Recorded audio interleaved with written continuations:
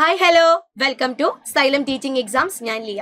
അപ്പോൾ teaching എക്സാംസിന് prepare ചെയ്യുന്ന ഒരുപാട് കൂട്ടുകാർ നമ്മുടെ കൂട്ടത്തിലുണ്ട്. അപ്പോൾ ഒരു BEd അല്ലെങ്കിൽ ഒരു DLEd കഴിഞ്ഞ ആളുടെ ഏറ്റവും വലിയൊരു സ്വപ്നം എന്ന് പറയുന്നത് ഒരു ഗവൺമെന്റ് സ്കൂളിൽ ഒരു ടീച്ചറായിട്ട് കയറുക, അല്ലെങ്കിൽ അധ്യാപകയായിട്ട് ഇനി അങ്ങോട്ടേക്കുള്ള ജീവിതം അങ്ങോട്ട് ജീവിക്കുക എന്നൊക്കെ ആയിരിക്കും പൊതുവെ എല്ലാവരുടെയും, അല്ലെങ്കിൽ അധ്യാപക കോഴ്സ് കഴിഞ്ഞിട്ടുള്ള എല്ലാവരുടെയും ആഗ്രഹം. അപ്പോൾ അവര് വളരെ കൃത്യമായ രീതിയിൽ പഠിച്ചിരിക്കേണ്ട ഒരു സബ്ജക്റ്റാണ് സൈക്കോളജി എന്ന് പറയുന്നത്. അപ്പോൾ നമ്മുടെ ഏതൊരു ടീച്ചിങ് എക്സാംസിന് നോക്കുവാണെങ്കിലും സൈക്കോളജിയിൽ നമുക്ക് അത്യാവശ്യം നല്ല രീതിയിൽ മാർക്ക് സ്കോർ ചെയ്യാനായിട്ട് പറ്റും. സൈക്കോളജിയുടെ സിലബസ് എന്ന് പറയുന്നത് അത്യാവശ്യം വാസ്റ്റ് ആയിട്ടുള്ള ഒരു വലിയ സിലബസ് തന്നെയാണ് നമുക്ക് തന്നിട്ടുള്ളത്. അപ്പോൾ ആ സിലബസിൽ കൊടുത്തിട്ടുള്ള വളരെ ഇമ്പോർട്ടൻ്റ് ആയിട്ടുള്ള ഒരു കോൺസെപ്റ്റുമായിട്ടാണ് ഇന്ന് ഞാൻ വന്നിട്ടുള്ളത്. നമ്മുടെ ഗാഗ്നയുടെ പഠന ശ്രേണി വളരെ കൃത്യമായിട്ട് കേട്ടറ്റ് എക്സാമിനും സെറ്റ് എക്സാമിനും അതുപോലെ തന്നെ നമ്മുടെ ഗവൺമെന്റ് ടീച്ചിങ് എക്സാംസിനൊക്കെ തന്നെ ചോദ്യം വരുന്ന ഒരു ഏരിയയാണ് ഗാഗ്നയുടെ പഠന ശ്രേണി എന്ന് പറയുന്നത്. അപ്പോൾ ഗാഗ്ന എങ്ങനെയാണ് പഠനത്തിന്റെ ആ ഒരു ശ്രേണി രൂപീകരിച്ചിട്ടുള്ളത്, ഏതൊക്കെ കാര്യങ്ങളാണ് ആ പഠന ശ്രേണിയിൽ ഉൾപ്പെടുത്തിയിട്ടുള്ളത് തുടങ്ങിയിട്ടുള്ള കാര്യങ്ങളാണ് നമ്മൾ ഈ ഒരു സെഷനിൽ ഡിസ്കസ് ചെയ്യാനായിട്ട് പോകുന്നത്. അപ്പൊ നല്ല രീതിയിൽ പഠിത്തം തുടങ്ങിയിട്ടുള്ളവർക്കും പഠിക്കാൻ പോകുന്നവർക്കും വളരെ ഇൻട്രസ്റ്റിംഗ് ആയിട്ടുള്ള വളരെ യൂസ്ഫുൾ ആയിട്ടുള്ള ഒരു ക്ലാസ് ആയിരിക്കും ഇത്. ഓക്കെ, അപ്പൊ നമുക്ക് നേരെ എന്ത് ചെയ്യാം, ഗാഗ്നയുടെ ഒരു കോൺസെപ്റ്റിലേക്ക് കടക്കാം.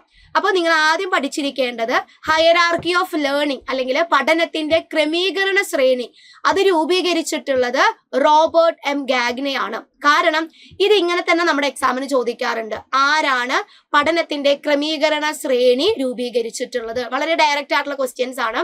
അപ്പോൾ ഇങ്ങനെയുള്ള ചോദ്യങ്ങൾ വരുമ്പോൾ നമുക്ക് എന്തറിയണം, ആരാണ് ഈ ഒരു കോൺസെപ്റ്റ് അവതരിപ്പിച്ചിട്ടുള്ളത് എന്നറിയണം. അപ്പോൾ ഗാഗ്നയെ മറന്നു പോകരുത്. അദ്ദേഹത്തിന്റെ വളരെ ഇമ്പോർട്ടന്റ് ആയിട്ടുള്ള ഒരു കോൺട്രിബ്യൂഷൻ ആണ് ഹയറാർക്കി ഓഫ് ലേണിംഗ് എന്ന് പറയുന്ന ഒരു കോൺസെപ്റ്റ്.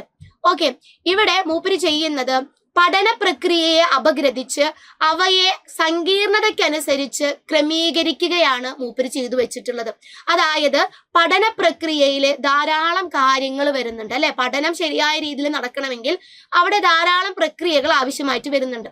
അപ്പോൾ ഇങ്ങനെ പഠനവുമായി ബന്ധപ്പെട്ടിട്ടുള്ള പ്രക്രിയകളെ അതിന്റെ കോംപ്ലക്സിറ്റി അനുസരിച്ച്, സങ്കീർണതയനുസരിച്ച് എന്ത് ചെയ്തിരിക്കുകയാണ് മൂപ്പര്, താഴെ നിന്ന് മുകളിലേക്ക് എന്നുള്ള രീതിയിലാണ് പഠനത്തിന്റെ ക്രമീകരണ ശ്രേണി രൂപീകരിച്ചിട്ടുള്ളത്. ഓക്കെ, അപ്പോൾ നമ്മൾ പറഞ്ഞു ഗാഗ്നെ 8 തരത്തിലുള്ള പഠനത്തെയാണ് വിവരിക്കുന്നത്. എത്രയാണ്? 8 തരത്തിലുള്ള പഠന പ്രക്രിയകളെ കുറിച്ചാണ് ഗാഗ്നെ തന്റെ കോൺസെപ്റ്റില് പറഞ്ഞു വെക്കുന്നത്. അതിൽ നമ്മൾ പറഞ്ഞു ലോ ടു ഹൈ അല്ലെ, ഏറ്റവും സിമ്പിൾ ആയിട്ടുള്ള പ്രോസസ്സ് മുതലേ ഏറ്റവും കോംപ്ലക്സ് ആയിട്ടുള്ള പ്രോസസ്സ്, ആ ഒരു രീതിയിലാണ് പഠനത്തിന്റെ ക്രമീകരണ ശ്രേണി സജ്ജീകരിച്ചിട്ടുള്ളത്. അപ്പൊ ഏറ്റവും ലോ ലെവലിൽ കിടക്കുന്ന പഠന പ്രക്രിയ എന്ന് പറയുന്നത് സംജ്ഞാ പഠനം. ഓക്കെ, അപ്പോ ഇവിടെ ലോ എന്നുള്ള രീതിയിലോട്ട് നമ്മൾ എന്ത് ചെയ്തിരിക്കുകയാണ്, ഇങ്ങനെയാണ് അറേഞ്ച് ചെയ്തിട്ടുള്ളത്. സംജ്ഞാ പഠനം, ചോദക പ്രതികരണ പഠനം, ശൃംഖലനം, ഭാഷാപരബന്ധം, ബഹുമുഖ വിവേചനം, ആശയ പഠനം, തത്വപഠനം, പ്രശ്ന നിർദ്ധാരണം.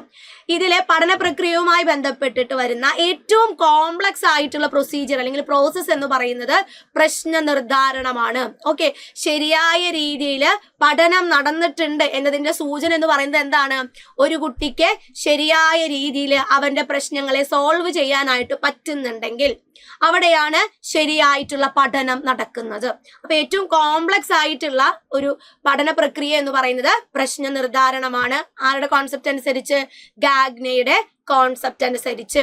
അപ്പോൾ ഈ 8 പഠന പ്രക്രിയ എങ്ങനെയാണ് ഈ ഒരു പ്രക്രിയകളിലെ പഠനം നടക്കുന്നത്, ഇവിടെ എന്തൊക്കെയാണ് നമ്മൾ ശ്രദ്ധിക്കുന്നത് തുടങ്ങിയിട്ടുള്ള കാര്യങ്ങൾ നമുക്ക് വളരെ ഡീറ്റെയിൽ ആയിട്ടൊന്ന് പരിശോധിക്കാം. അപ്പോൾ ഇവിടെ സാധാരണഗതിയിൽ ഇതിന്റെ ഒരു ക്രമീകരണ ശ്രേണി നമ്മുടെ എക്സാമിന് ചോദിക്കാറുണ്ട്. 8 പ്രക്രിയകളാണ് നമ്മൾ പറഞ്ഞു. 8 പ്രക്രിയകളെ അതിന്റെ സങ്കീർണത അനുസരിച്ചാണ് ഗാഗ്നെ ഓർഡർ ചെയ്ത് വെച്ചിട്ടുള്ളത്.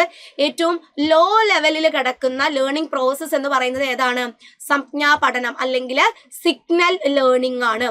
അതിന് തൊട്ടു മുകളിൽ വരുന്നതാണ് ചോദക പ്രതികരണ പഠനം. അവിടെ എന്താണ്, ഒന്നും കൂടി കുറച്ചധികം നമ്മൾ നമ്മുടെ ബുദ്ധിയും വിവേകവും കഴിവും ഒക്കെ ഉപയോഗപ്പെടുത്തേണ്ടതായിട്ട് വരും.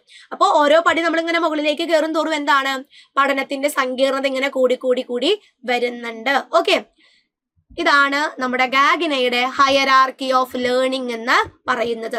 ഇവിടെ ആ 8 പ്രക്രിയകൾ കൃത്യമായിട്ട് കൊടുത്തിട്ടുണ്ട്. ഒരു മനുഷ്യൻ എവിടെ നിന്നാണ് ആരംഭിക്കുന്നത്? സിഗ്നൽ ലേണിംഗ് എന്ന് പറയുന്ന ലോ ലെവലിൽ നിന്നുമാണ് എങ്ങോട്ടേക്ക് പോകുന്നത്? ഹൈ ലെവലായിട്ടുള്ള പ്രോബ്ലം സോൾവിംഗ് എന്ന് പറയുന്ന ഒരു പഠന പ്രക്രിയയിലേക്ക് നടന്നു കയറുന്നത്. ഓക്കെ, സിഗ്നൽ ലേണിംഗ് വരുന്നുണ്ട്, stimulus response learning, chaining, verbal association, multiple discrimination, concept learning, principle learning, problem solving. അപ്പൊ ഇതിന്റെ ഒരു ഹൈറാർക്കിക്കൽ ഓർഡർ ഇങ്ങനെ തന്നെ നമ്മുടെ പരീക്ഷയ്ക്ക് ചോദിക്കാറുണ്ട്. പ്രത്യേകിച്ച് കേട്ടറ്റ് എക്സാമിനും വളരെ നിരന്തരമായിട്ട് നമ്മൾ കാണുന്ന ഒരു ക്വസ്റ്റ്യൻ ആണ് ഗാഗ്നയുടെ പഠന ശ്രേണിയുമായി ബന്ധപ്പെട്ട് വരാറുള്ളത്. ഒന്നില്ലെങ്കിൽ ആരുടെയാണ് ഈ കോൺസെപ്റ്റ് എന്ന് ചോദിക്കും, അല്ലെങ്കിൽ ഏറ്റവും ഉയർന്ന പഠന പ്രക്രിയ ഏതാണെന്ന് ചോദിക്കും, അല്ലെങ്കിൽ ഏറ്റവും താഴ്ന്നത് ചോദിക്കും, അതല്ലെങ്കിൽ ഇതിന്റെ ഇടയ്ക്ക് നിന്ന് ഇതിന്റെ കറക്റ്റ് നമ്പർ ഇട്ടിട്ട് 4ാമത്തെ പഠന പ്രക്രിയ അല്ലെങ്കിൽ 7ാമത്തെ എന്നുള്ള രീതിയിലോട്ട് കറക്റ്റ് അതിന്റെ ഓർഡർ വെച്ച് തന്നെ ക്വസ്റ്റ്യൻസ് വരാറുണ്ട്. ഓക്കെ, അപ്പൊ നമ്മൾ പഠിക്കേണ്ടത് എന്താണ്? ആദ്യം നമ്മൾ ഈ ഒരു കോൺസെപ്റ്റ് കൊണ്ടുവന്ന ആളുടെ പേര് പഠിച്ചു. നെക്സ്റ്റ് നമുക്ക് നോക്കാനായിട്ടുള്ളത് ഇതിന്റെ ഒരു ഓർഡർ. ഇതെങ്ങനെയാണ് നമ്മൾ പഠിക്കുക? നമ്മള് പല രീതിയിലുള്ള ടെക്നിക്സുകൾ പഠിക്കാറുണ്ട് അല്ലെ. ഇപ്പൊ ന്യൂമോണിക് ടെക്നിക്സ് എന്ന് പറയുന്ന ഒരു കോൺസെപ്റ്റ് നമ്മൾ പഠിക്കുമ്പോൾ ഓർത്തിരിക്കേണ്ട കാര്യങ്ങളെ നമ്മൾ ചില ടെക്നിക്സുകൾ ഉപയോഗിച്ച് നമ്മുടെ തലയിൽ കയറ്റി വെക്കും. അത്തരത്തിലുള്ള 2 ടെക്നിക്ക് ഉപയോഗിച്ച് നമുക്ക് ഗാഗ്നയുടെ ഹയറാർക്കി ഓഫ് ലേണിംഗ് പഠനത്തിന്റെ ക്രമീകരണ ശ്രേണി ഓർത്തിരിക്കാം.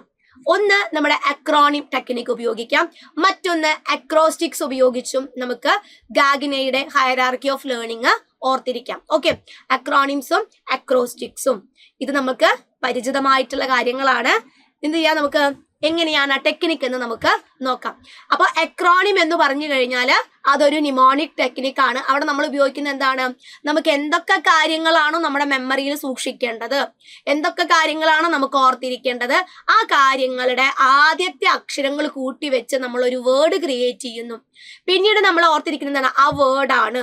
ഓക്കെ, അതാണ് അക്രോണിം എന്ന് പറയുന്ന ഒരു ടെക്നിക്ക്. ഓക്കെ, ഇനി അക്രോസ്റ്റിക്സിലേക്ക് വരികയാണെങ്കിൽ നമുക്ക് ഓർത്തിരിക്കേണ്ട കാര്യങ്ങളെ ഒരു വാക്യമാക്കിയിട്ട് ഒരു സെന്റൻസ് ആക്കിക്കൊണ്ട് നമ്മൾ ഓർത്തിരിക്കുകയാണെങ്കിൽ അത്തരത്തിലുള്ള നിമോണിക് ടെക്നിക്കാണ് അക്രോസ്റ്റിക്സ് എന്ന് പറയുന്നത്. അപ്പൊ ഈ 2 മെത്തേഡിൽ കൂടെയും നമുക്ക് എന്ത് ചെയ്യാം? ഗാഗ്നയുടെ പഠന ശ്രേണിയുടെ ആ ഒരു ഓർഡർ ഓർത്തിരിക്കാം. ഓക്കെ, ഇവിടെ നമ്മൾ എന്ത് ചെയ്യാണ്? ഈ 8 പ്രക്രിയകളുടെ ആദ്യത്തെ ലെറ്റേഴ്സ് നമ്മൾ ഇങ്ങനെ പിക്ക് ചെയ്യാണ്. നോക്കൂ, ആദ്യം എസ് ആണ് വരുന്നത് അല്ലെ. സിഗ്നൽ ലേണിംഗിന്റെ എസ് വരുന്നുണ്ട്, സ്റ്റിമുലസ് റെസ്പോൺസ് ലേണിംഗിന്റെ എസും വരുന്നുണ്ട്. അപ്പൊ നമുക്ക് എന്ത് കൊടുക്കാം? S2 എന്ന് കൊടുക്കാം അല്ലെ. S2 എന്ന് നമുക്ക് കൊടുക്കാം. പിന്നീട് വരുന്നത് ചെയിനിങ് ആണ്, നമുക്ക് അതിന്റെ C എടുക്കാം. 4ാമതായിട്ട് വരുന്നത് വെർബൽ അസോസിയേഷൻ ആണ്, അതിന് നമുക്ക് V എടുക്കാം. ഇനി 5ാമതായിട്ട് വരുന്നത് മൾട്ടിപ്പിൾ ഡിസ്ക്രിമിനേഷൻ ആണ്, അതിന്റെ M നമുക്ക് എടുക്കാം. ഇനി 6ാമത്തെ പ്രോസസ്സ് എന്ന് പറയുന്നത് കോൺസെപ്റ്റ് ലേണിംഗ് ആണ്, അതിന്റെ C നമുക്ക് എടുക്കാം. പിന്നീട് നോക്കൂ, 7ാമത്തെ പ്രോസസ്സ് ആയിട്ട് വരുന്നത് പ്രിൻസിപ്പിൾ ലേണിംഗ് ആണ്. 8ാമത്തേത് പ്രോബ്ലം സോൾവിംഗ് ആണ്. രണ്ടും എന്താണ്? P ആണല്ലേ. അപ്പൊ നമുക്ക് അതിനെ P2 എന്ന് കൊടുക്കാം. ഇതാണ് ഗാഗ്നയുടെ ഹൈറാർക്കി ഓഫ് ലേണിംഗ് ഓർത്തിരിക്കാനായിട്ടുള്ള അക്രോണിം എന്ന് പറയുന്നത്. എന്താണ്? S2CV MC-P2. Okay, S2CV MC-P2. ഈ ഒരു കാര്യം ഓർത്തിരുന്നു കഴിഞ്ഞാൽ നമുക്ക് എന്ത് ചെയ്യാം? ഗാഗ്നയുടെ പഠന ശ്രേണിയിൽ ഏതൊക്കെ കാര്യങ്ങളാണ് വരുന്നത് എന്ന് ഓർത്തിരിക്കാനായിട്ട് പറ്റും. Okay, S2CV MC-P2. ഇതിലെ S എന്ന് പറയുന്നത് എന്താണ്? ആദ്യത്തെ S എന്ന് പറയുന്നത് സിഗ്നൽ ലേണിംഗ് ആണ്. 2ാമത്തെ S എന്ന് പറയുന്നത് സ്റ്റിമുലസ് റെസ്പോൺസ് ലേണിംഗ് ആണ്. 3ാമതായിട്ട് വരുന്നത് C ആണ്, ചെയിനിങ് ആണ്. ഇനി 4ാമതായിട്ട് വരുന്ന V എന്താണ്? Verbal association. 5ാമത്തേത് M ആണ്, മൾട്ടിപ്പിൾ ഡിസ്ക്രിമിനേഷൻ. നെക്സ്റ്റ് വരുന്ന C കോൺസെപ്റ്റ് ലേണിംഗ് ആണ്. പിന്നീട് വരുന്ന P അല്ലെ, P2. 2 Pകൾ വരുന്നുണ്ട്. അതിൽ 7ാമത്തെ P എന്ന് പറയുന്നത് എന്താണ്? പ്രിൻസിപ്പിൾ ലേണിംഗ് ആണ്. 8ാമത്തെ P എന്ന് പറയുന്നത് പ്രോബ്ലം സോൾവിംഗ്. പ്രോബ്ലം സോൾവിംഗ് ആണ് ലേണിംഗ് പ്രോസസ്സിൽ ഹയസ്റ്റ് കോംപ്ലക്സിറ്റി അല്ലെങ്കിൽ വളരെ സങ്കീർണമായിട്ടുള്ള ഒരു പ്രോസസ് ആയിട്ട് ഗാഗ്നെ പറയുന്നത്. അപ്പൊ ഇതെന്താണ്?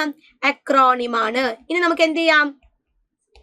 ചില കുട്ടികൾക്ക് അക്രോണിമ് ചിലപ്പോൾ ഓർത്തിരിക്കാൻ പറ്റില്ല, അവർക്ക് അക്രോസ്റ്റിക്സ് ആയിരിക്കും ഓർത്തിരിക്കാൻ പറ്റുക. ഓർത്തിരിക്കേണ്ട കാര്യങ്ങളെ എന്ത് ചെയ്യാണ്? നമ്മൾ ഒരു സെന്റൻസ് ആക്കി മാറ്റുന്നു.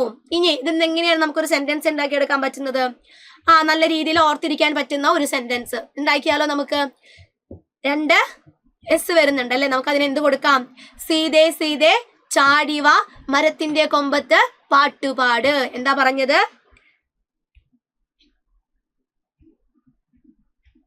സീതേ സീതേ ചാടിവ മരത്തിന്റെ കൊമ്പത്ത് പാട്ടുപാട്. ഇനി ഒന്ന് നോക്കിയേ നിങ്ങള്, ഇതിലെ സീതേ സീതേ 2 എസ് ആണ് വരുന്നത് അല്ലേ. അവിടെ നമുക്ക് സിഗ്നൽ ലേണിംഗും സ്റ്റിമുലസ് റെസ്പോൺസ് ലേണിംഗും കിട്ടി. സീതേ സീതേ ചാടി, ച എന്ന് പറയുമ്പോൾ എന്താണ്, ചെയിനിങ്. ഇനി ചാടി വാ എന്ന് പറയുമ്പോൾ വെർബൽ അസോസിയേഷൻ. മരത്തിന്റെ, മരം എന്ന് പറയുമ്പോൾ നമ്മളോട് ഓർക്കേണ്ടത് എന്താണ്, മൾട്ടിപ്പിൾ ഡിസ്ക്രിമിനേഷൻ. ഇനി മരത്തിന്റെ കൊമ്പത്ത്, കൊമ്പത്ത് എന്ന് പറയുമ്പോൾ എന്താണ്, കോൺസെപ്റ്റ് ലേണിംഗ് ആണ്. പാട്ട്, പാട്ട് എന്ന് പറയുമ്പോൾ അവിടെ എന്താണ് വരിക, പ്രിൻസിപ്പിൾ ലേണിംഗ് ആണ്. ഇനി പാട്, പാട് എന്ന് പറയുമ്പോൾ അവിടെ എന്ത് വരുന്നു, പ്രോബ്ലം സോൾവിങ്. അപ്പോ ഇത്തരത്തില് നമുക്ക് 2 ടെക്നിക്കുകൾ ഉപയോഗിച്ച് എന്ത് ചെയ്യാം, ഗാഗ്നയുടെ പഠന ശ്രേണി ഓർത്തിരിക്കാം. സാധാരണഗതിയിൽ നമ്മുടെ കേട്ടറ്റ് എക്സാമിനൊക്കെ ആണെങ്കിലും ഇതിന്റെ ആ ഒരു ഓർഡർ ആണ് മെയിൻ ആയിട്ടും ചോദ്യമായിട്ട് വരാറുള്ളത്. അതിന്റെ ഉള്ളിൽ നടക്കുന്ന പ്രക്രിയകളെ പറ്റി നമുക്കൊരു ധാരണ ഉണ്ടായിരിക്കണം. പക്ഷെ അവിടെ എന്താണ്, ജനറൽ ആയിട്ടുള്ള നമ്മുടെ കോമൺ സെൻസ് വെച്ച് നമുക്ക് ആ ഒരു കോൺസെപ്റ്റ് മനസ്സിലാക്കാൻ പറ്റുന്നതേ ഉള്ളൂ. അവിടെ കൃത്യമായ രീതിയിൽ ഓർത്തിരിക്കേണ്ട കാര്യം എന്താണ്, നമ്മുടെ ആ ഒരു ഓർഡർ, ഹൈറാർക്കിക്കൽ ലേണിംഗ് പ്രോസസ്സിന്റെ ആ ഒരു ഓർഡർ ഓർത്തിരിക്കണം. ഇതാരാണ് കൊണ്ടുവന്നിട്ടുള്ളത് എന്നുള്ളതാണ് മെയിൻ ആയിട്ടും നിങ്ങൾ ഓർമ്മയിൽ സൂക്ഷിക്കേണ്ടത്.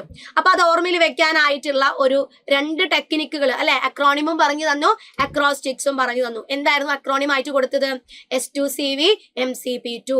അക്രോസ്റ്റിക്സ് ആയിട്ട് നമ്മൾ കൊടുത്തത് ഒരു സെന്റൻസ് ക്രിയേറ്റ് ചെയ്യലാണ്. സീതേ സീതേ ചാടിവ, മരത്തിന്റെ കൊമ്പത്ത് പാട്ടുപാട്. ഓക്കെ, അപ്പൊ 2 രീതിയിൽ നമുക്ക് എന്ത് ചെയ്യാം, നമ്മുടെ ഗാഗ്നയുടെ കോൺസെപ്റ്റ് ഓർത്തിരിക്കാം.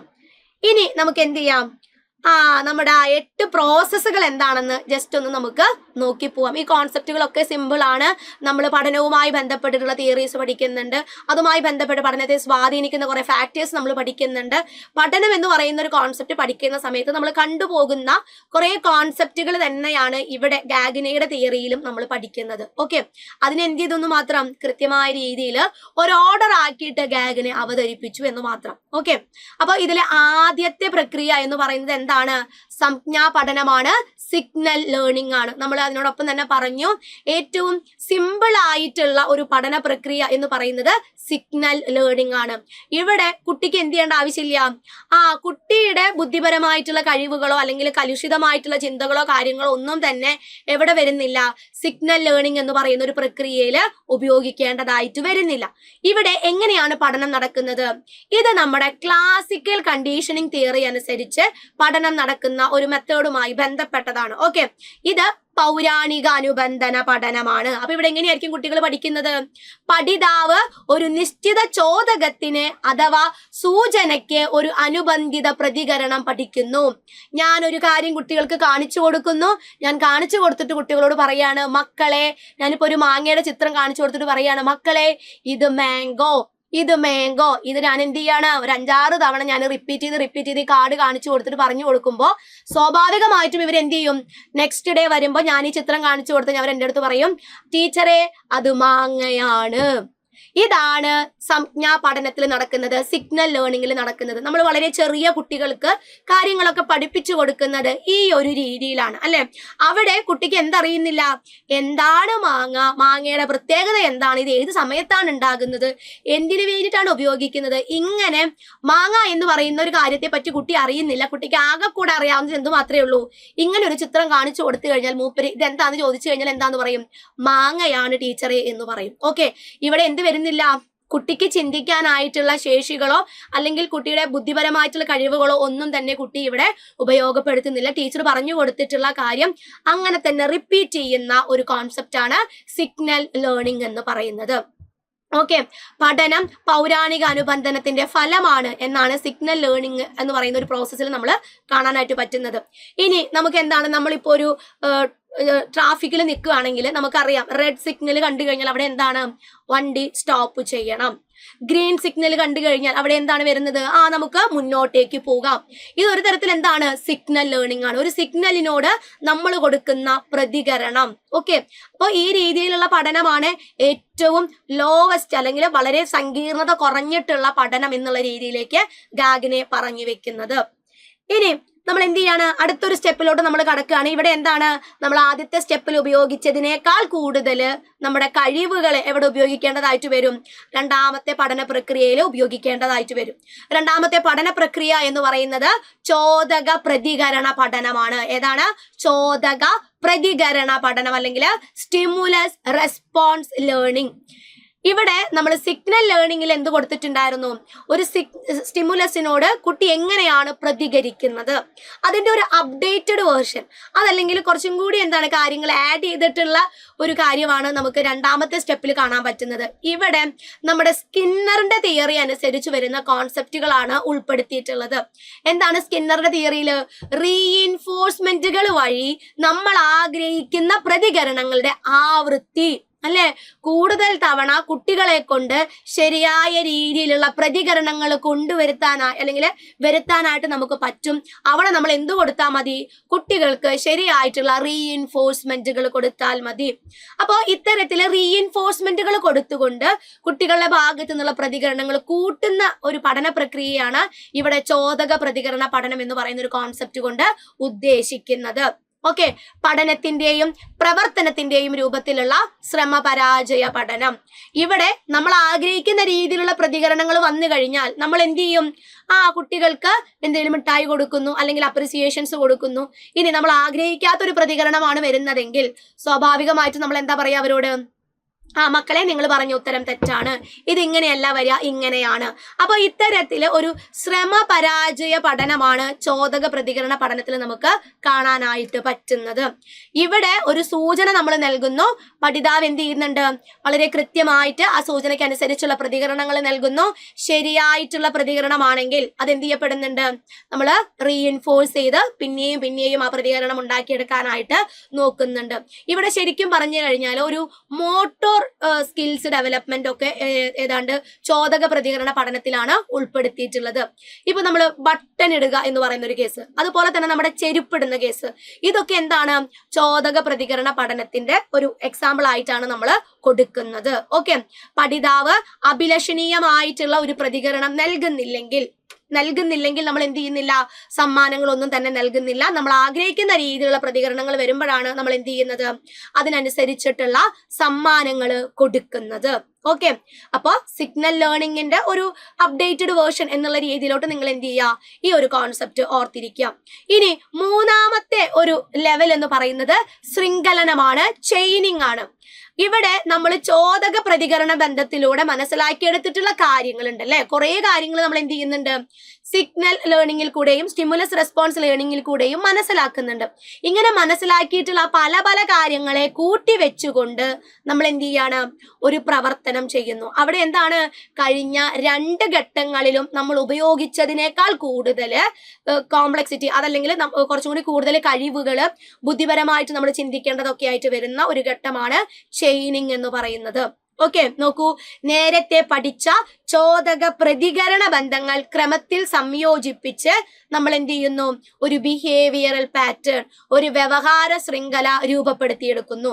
ഇവിടെയാണ് നമ്മൾ എന്ത് പഠിക്കുന്നത്, ശരിയായ രീതിയിൽ ബട്ടൺ ഇടാനായിട്ട് പഠിക്കുന്നത്. ബട്ടൺ ഇടാന്ന് പറയുമ്പോൾ അവിടെ എന്താണ്, കുറെ കാര്യങ്ങൾ നമ്മൾ അവിടെ കൂട്ടി വെക്കേണ്ടതായിട്ട് വരും അല്ലെ. പെട്ടെന്ന് ഒരു നിമിഷം പോയിട്ട് നമുക്ക് എന്ത് ചെയ്യാൻ പറ്റില്ല, ബട്ടൺ കറക്റ്റ് ആയിട്ട് ആ ഒരു ഹോളിലേക്ക് കയറ്റി വെക്കാനായിട്ട് നമുക്ക് പറ്റില്ല. അവിടെ ബട്ടൺ നമ്മൾ ശരിയായ രീതിയിൽ പിടിക്കണം അല്ലെ, ശരിയായ രീതിയിൽ പിടിക്കണം. അപ്പുറത്തെ കൈ കൊണ്ട് എന്താണ്, ആ ഹോൾ ശരിയായ രീതിയിൽ പിടിക്കണം. ഈ ഹോളിലേക്ക് വളരെ ശ്രദ്ധിച്ചിട്ട് വേണം നമ്മൾ എന്ത് ചെയ്യാനായിട്ട്, ഈ ബട്ടൺ ഇൻസേർട്ട് ചെയ്യാനായിട്ട്. അപ്പോൾ ഇത്തരത്തിൽ എന്താണ്, നമ്മൾ പലപ്പോഴായി പഠിച്ചിട്ടുള്ള കാര്യങ്ങൾ കൂട്ടി വെച്ചുകൊണ്ട് നമ്മൾ എന്ത് ചെയ്യുന്നു, ഒരു ബിഹേവിയറൽ പാറ്റേൺ അതല്ലെങ്കിൽ ഒരു വ്യവഹാര ശൃംഖല രൂപപ്പെടുത്തിയെടുക്കുന്നു. ഇനി നെക്സ്റ്റ് നോക്ക്, എക്സാമ്പിൾ ആയിട്ട് കൊടുത്തിട്ടുള്ളത് പെൻസിൽ ഉപയോഗിക്കുന്നു. പെൻസിൽ ഉപയോഗിക്കുക എന്ന് പറഞ്ഞാൽ പെട്ടെന്ന് ഒരു ദിവസം കൊണ്ടുപോയിട്ട് നമ്മളൊരു കുട്ടിയുടെ ഒരു പെൻസിൽ കൊടുത്തു കഴിഞ്ഞാൽ അതെങ്ങനെയാണ് പിടിക്കേണ്ടത് എന്ന് ചിലപ്പോൾ ആ കുട്ടിക്ക് അറിവുണ്ടാവില്ല. അതെന്താണ്, ഗ്രാജുവൽ ആയി കുട്ടി നേടിയെടുക്കുന്ന ഒരു കാര്യമാണ് അല്ലെ. പെൻസിൽ എങ്ങനെയാണ് പിടിക്കേണ്ടത്, ഏതൊക്കെ വിരലുകൾ കൊണ്ടാണ് പെൻസിൽ ഹോൾഡ് ചെയ്യേണ്ടത്, എങ്ങനെയാണ് എഴുതേണ്ടത്, എങ്ങനെയാണ്, അല്ലെങ്കിൽ ഇപ്പൊ ഏത് കയ്യിലാണ് പെൻസിൽ ഹോൾഡ് ചെയ്യേണ്ടത്, ഇങ്ങനെ പല കാര്യങ്ങൾ എന്ത് ചെയ്യേണ്ടതായിട്ട് വരുന്നുണ്ട്, ഒരു പ്രോസസ്സിൽ അതല്ലെങ്കിൽ ഒരു കറക്റ്റ് ചെയിൻ ചെയ്തിട്ട് വേണം നമ്മൾ ഒരു പ്രവർത്തനം ചെയ്യാനായിട്ട്. ഓക്കെ, പ്രാഥമിക വിദ്യാഭ്യാസ ഘട്ടത്തിന് നിരവധി ചാലക നൈപുണ്യങ്ങൾ ശൃംഖലാ പഠനം വഴി നമ്മൾ സ്വായത്തമാക്കുന്നുണ്ട്. അപ്പൊ എക്സാമ്പിൾ ആയിട്ട് നിങ്ങൾ എന്ത് ചെയ്യുക, ബട്ടൺ ഇടുന്നതും പെൻസിൽ ഉപയോഗിക്കുന്നതും അതുപോലെ തന്നെ എഴുതാൻ പഠിക്കുന്നതും ഇതൊക്കെ എന്താണ്, കുറച്ചും കൂടി നല്ല രീതിയിൽ കുട്ടികളുടെ കഴിവുകള് ബുദ്ധിപരമായിട്ടുള്ള അവരുടെ ശേഷികളൊക്കെ ഉപയോഗപ്പെടുത്തേണ്ട കാര്യങ്ങളാണ്. ഓരോ ഘട്ടം കഴിയുമ്പോഴും പഠന പ്രക്രിയയുടെ കോംപ്ലക്സിറ്റി സങ്കീർണത കൂടി വരുന്നുണ്ട് എന്നുള്ള കാര്യം കൂടെ നിങ്ങൾ മനസ്സിൽ വെക്കുക. ഓക്കെ, ഇനി നാലാമത്തെ ഒരു പഠന പ്രക്രിയ അല്ലെങ്കിൽ നാലാമത്തെ ഒരു ഘട്ടം എന്ന് പറയുന്നത് ഭാഷാപര സംയോജനമാണ്, വെർബൽ അസോസിയേഷൻ ആണ്. ഇവിടെ നമ്മളെ ചുറ്റുപാടും നടക്കുന്ന ചില കാര്യങ്ങളെ നമ്മൾ മനസ്സിലാക്കുന്നുണ്ട്, നമ്മൾ അറിയുന്നുണ്ട്. ഇങ്ങനെ മനസ്സിലാക്കുന്ന കാര്യങ്ങളെ കൃത്യമായ രീതിയിൽ ഭാഷ ഉപയോഗിച്ചുകൊണ്ട് നമുക്ക് എക്സ്പ്രസ് ചെയ്യാനായിട്ട് പറ്റണം, അല്ലെ? അതാണ് വെർബൽ അസോസിയേഷൻ അല്ലെങ്കിൽ ഭാഷാപര സംയോജനം എന്ന് പറയുന്നത്. എന്താണ്? പ്രവർത്തനങ്ങളെ അല്ലെങ്കിൽ നമ്മൾ രൂപപ്പെടുത്തിയെടുത്തിട്ടുള്ള ഓരോ കോൺസെപ്റ്റിനെയും പറ്റിയിട്ടുള്ള കാര്യങ്ങൾ, ഓരോ വസ്തുക്കളെയും പറ്റിയിട്ടുള്ള കാര്യങ്ങൾ നമുക്ക് എന്ത് ചെയ്യാൻ പറ്റണം, ഭാഷ ഉപയോഗിച്ച് മറ്റുള്ളവരുമായിട്ട് കമ്മ്യൂണിക്കേറ്റ് ചെയ്യാനായിട്ട് സാധിക്കണം. എനിക്ക് റോസാപ്പൂവിനെ പറ്റി എനിക്ക് അറിയാം, ഞാൻ ഒരുപാട് തവണ കണ്ടിട്ടുണ്ട്, ഒരുപാട് തവണ ഞാൻ കേട്ടിട്ടുണ്ട്. പക്ഷേ ഞാൻ മനസ്സിലാക്കിയിട്ടുള്ള കാര്യം എനിക്ക് ഭാഷ ഉപയോഗിച്ച് പറയാൻ കഴിയണം, അല്ലെ? എനിക്ക് അറിയാമെന്ന് പറഞ്ഞാൽ അതെന്റെ തലയിൽ തന്നെ ഇരുന്ന് കഴിഞ്ഞാൽ അവിടെ എന്ത് നടക്കില്ല, പഠന പ്രക്രിയ നടക്കില്ല. എനിക്ക് എന്റെ മനസ്സിലുള്ള കാര്യങ്ങൾ എനിക്ക് എന്ത് ചെയ്യാൻ പറ്റണം, എനിക്ക് പുറത്തോട്ട് കൊണ്ടുവരാനായിട്ട് പറ്റണം. ആ പുറത്തോട്ട് കൊണ്ടുവരുന്നത് എങ്ങനെയാണ്, നമ്മൾ ഭാഷ ഉപയോഗിച്ചാണ്. ഇവിടെ നോക്കൂ, ഭാഷാ പരശൃംഖലകളുടെ പഠനമാണ് നടക്കുന്നത്. ഒന്നും കൂടി ഹൈ ലെവലാണ്, അല്ലെ?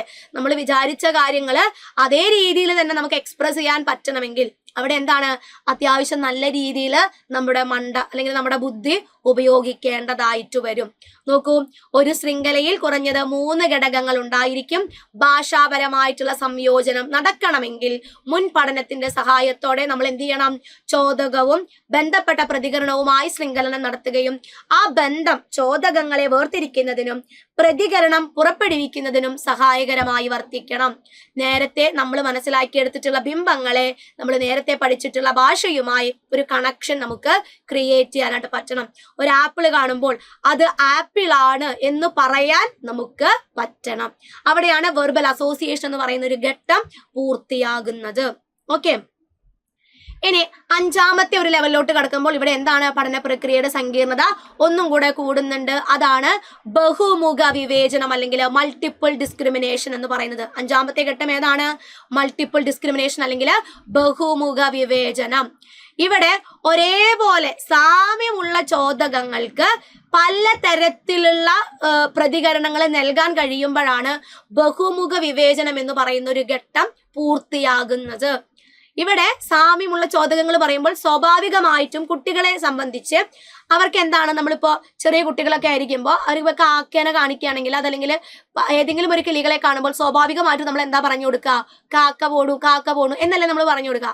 അതിപ്പോ തത്തയാണെങ്കിലും കൊക്കാണെങ്കിലും ആകാശത്ത് കൂടെ എന്ത് പോണത് കണ്ടാലും നമ്മൾ എന്താ പറയുക, എടുത്ത വഴിക്ക് മക്കളെ ദാ കാക്ക പോകുന്നു. അപ്പൊ കുട്ടികളൊക്കെ ആദ്യം എന്താണ് ചെയ്തു വെക്കുക, അവരുടെ വിചാരം എന്താണ്, ആകാശത്തിലൂടെ പറന്ന് നടക്കുന്ന സംഭവങ്ങളൊക്കെ കാക്കകളാണ്. പിന്നീട് പതുക്കെയാണ് കുട്ടി എന്ത് മനസ്സിലാക്കുന്നത്, ആകാശത്തിൽ കൂടെ കാക്ക മാത്രമല്ല പറക്കുന്നത്, അവിടെ വേറെയും ചില കിളികൾ പറന്നു പോവാറുണ്ട്. അടയ്ക്കാക്കിളി പറക്കാറുണ്ട്, തത്ത പറക്കാറുണ്ട്, കൊക്ക് പറക്കാറുണ്ട്. ഇങ്ങനെ കുട്ടി എന്ത് ചെയ്യാണ്, സാമ്യമുള്ള ചോദകങ്ങൾക്ക് വ്യത്യസ്ത തരത്തിലുള്ള പ്രതികരണങ്ങൾ നൽകുമ്പോൾ അവിടെ എന്താണ്, കുറച്ചും കൂടി നല്ല രീതിയിൽ കുട്ടിയുടെ കഴിവുകള്, ശേഷികള്, ബുദ്ധിപരമായിട്ടുള്ള കഴിവുകള് ഉപയോഗപ്പെടുത്തേണ്ടതായിട്ട് വരും. കാക്കയെ കാണുമ്പോൾ കാക്കയെന്നും കൊക്കിനെ കാണുമ്പോൾ അത് കൊക്കാണെന്നും തത്തേനെ കാണുമ്പോൾ അത് തത്തയാണെന്നും തിരിച്ചു പറയണമെങ്കിൽ അവിടെ കുട്ടി എന്താണ്, അത്യാവശ്യം നല്ല രീതിയിൽ തന്റെ ചുറ്റുപാടിനെ കുറിച്ച് മനസ്സിലാക്കിയിട്ടുണ്ട്, കാര്യങ്ങളെ വിവേചിച്ചറിയാനായിട്ട് കുട്ടിക്ക് സാധിക്കുന്നുണ്ട്. ഇതെന്താണ്, പഠന പ്രക്രിയയുടെ കുറച്ചും കൂടി ഒരു ഉയർന്ന തലമായിട്ടാണ് ഗാഗിനെ പറയുന്നത്.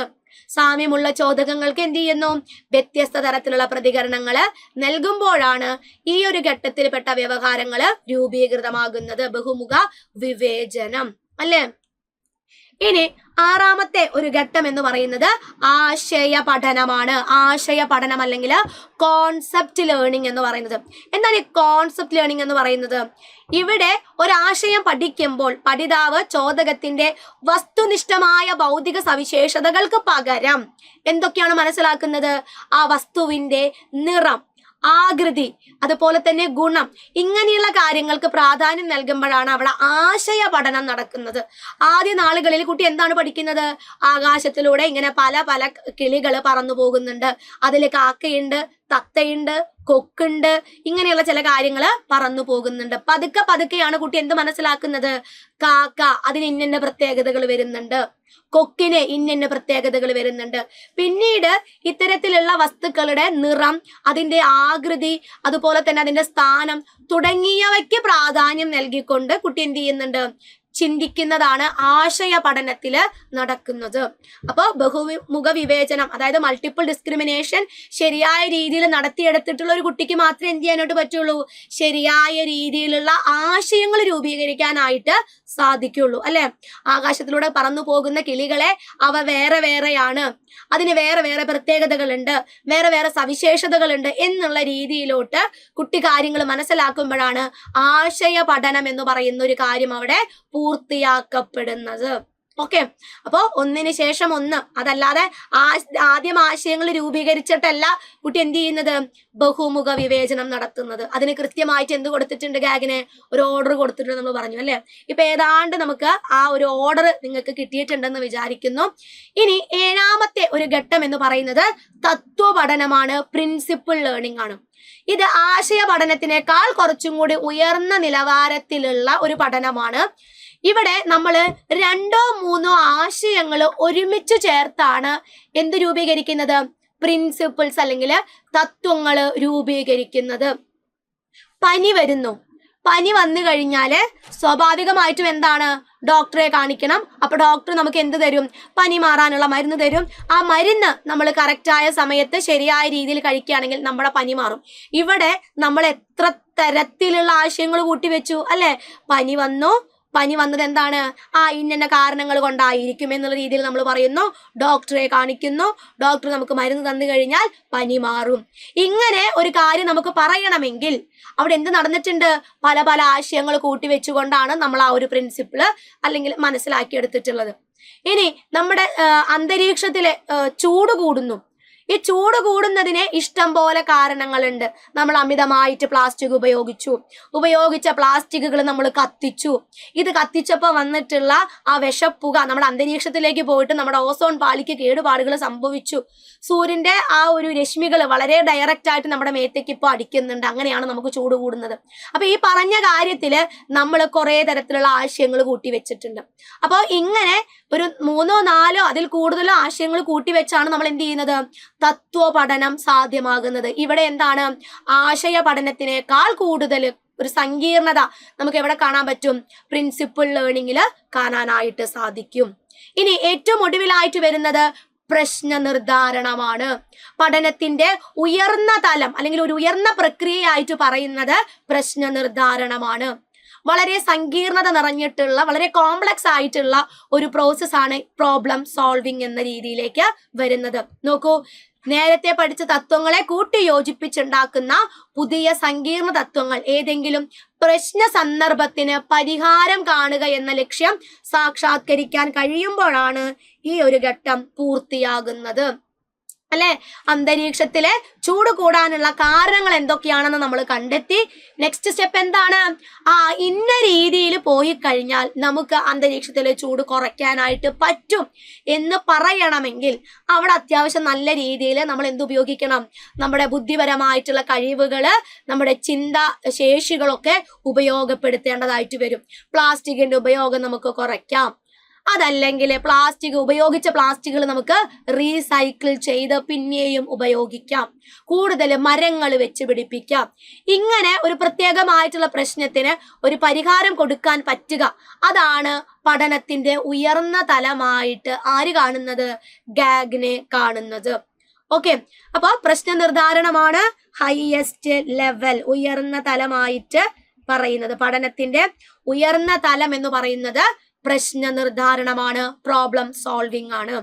ഓക്കെ, അപ്പോൾ ഇതിൽ ആദ്യം പറഞ്ഞിട്ടുള്ള എല്ലാ കാര്യങ്ങളും ശരിയായ രീതിയിൽ ഓരോ ഘട്ടങ്ങളും പൂർത്തീകരിച്ചിട്ട് നമുക്ക് എന്ത് ചെയ്യാൻ പറ്റുള്ളൂ, അടുത്തടുത്ത ഘട്ടങ്ങളിലേക്ക് കടക്കാനായിട്ട് പറ്റുള്ളൂ. അങ്ങനെ അടുത്തടുത്ത ഘട്ടങ്ങൾ ശരിയായ രീതിയിൽ കടന്നിട്ടേ നമുക്ക് ഉയർന്ന ഘട്ടമായിട്ടുള്ള പ്രശ്ന നിർദ്ധാരണ ഘട്ടത്തിലോട്ട് കടക്കാനായിട്ട് സാധിക്കുന്നത്. അപ്പോൾ ഇത്തരത്തിലെ 8 ഘട്ടങ്ങളാണ് എവിടെ പറയുന്നത്, പഠനത്തിന്റെ ക്രമീകരണ ശ്രേണിയുമായി ബന്ധപ്പെട്ട് നമ്മുടെ ഗാഗിനെ പറഞ്ഞു വെക്കുന്നത്. ഇത് വളരെ ഇമ്പോർട്ടൻ്റ് ആയിട്ടുള്ള കോൺസെപ്റ്റ് ആണ്. ഇതിൽ പറഞ്ഞിട്ടുള്ള 8 ഘട്ടങ്ങളും നമുക്ക് കാണാപാഠം പഠിക്കേണ്ടതല്ല. ഇതിലൊക്കെ തന്നെ എന്താണ്, ഓരോരോ കണക്ഷൻ നമുക്ക് കാണാനായിട്ട് പറ്റും അല്ലെ. ഓരോ ഘട്ടത്തിലും എന്താണ് കണക്ട് ചെയ്താണ് നമ്മൾ പുതിയ അതിൽ ഉയർന്ന ഘട്ടത്തിലോട്ട് കടക്കുന്നത്. ആ ഒരു കോൺസെപ്റ്റ് മനസ്സിലാക്കി നിങ്ങൾ എന്ത് ചെയ്യുക, ഗാഗ്നയുടെ ഹയറാർക്കി ഓഫ് ലേണിംഗ് എന്ന് പറയുന്ന ഒരു കോൺസെപ്റ്റ് നല്ല രീതിയിൽ മനസ്സിലാക്കി പഠിക്കുക. വെറുതെ എന്ത് ചെയ്യരുത്, കാണാപ്പാഠം പഠിച്ചു വെക്കുക. സാധാരണഗതിയിൽ ഗാഗ്നയുടെ പഠന ശ്രേണി ഒട്ടുമിക്ക എല്ലാ കുട്ടികളും എന്താ ചെയ്യാം, ഈ ഒരു ഓർഡർ ഇതിങ്ങനെ തന്നെ കാണാപ്പാഠം പഠിച്ചു വെക്കും. അങ്ങനെ ചെയ്യുന്നതിനേക്കാളൊക്കെ നല്ലത് എന്താണ്, കറക്റ്റ് ആയ രീതിയിൽ ഓരോ ഘട്ടത്തിലും നടക്കുന്നത്, ഏത് രീതിയിലുള്ള പഠനമാണ് നടക്കുന്നത് എന്ന് മനസ്സിലാക്കി പഠിക്കുന്നതാണ്. ചില സമയത്ത് 4 ഓപ്ഷൻസിൽ ഈ 4 ഘട്ടങ്ങൾ തരും, അതിനെ ക്രമീകരിക്കാനായിട്ട് നമ്മളോട് പറയാറുണ്ട്.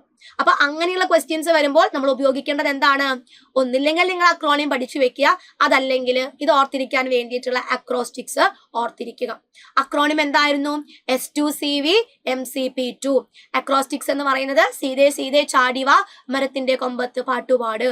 അതിലെ ഈ പാട്ട് മാത്രം, അതല്ലെങ്കിൽ ഈ വാക്യം മാത്രം പഠിച്ചു വെച്ചിട്ട് കാര്യമില്ല. ഈ വാക്യം എന്തിനെയാണ് സൂചിപ്പിക്കുന്നത്, ഏത് പ്രോസസ്സിനെയാണ് സൂചിപ്പിക്കുന്നത് എന്നും കൂടെ കണക്ട് ചെയ്തിട്ട് വേണം നിങ്ങൾ ഓർത്തിരിക്കാനായിട്ട്.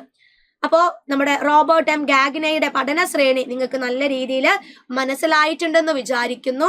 നല്ല രീതിയിൽ എന്ത് ചെയ്യാം, ഇനി വരാൻ പോകുന്ന ടീച്ചിങ് എക്സാംസുകൾക്ക് നല്ല രീതിയിൽ നിങ്ങൾ പ്രിപ്പറേഷൻസ് നടത്തുക.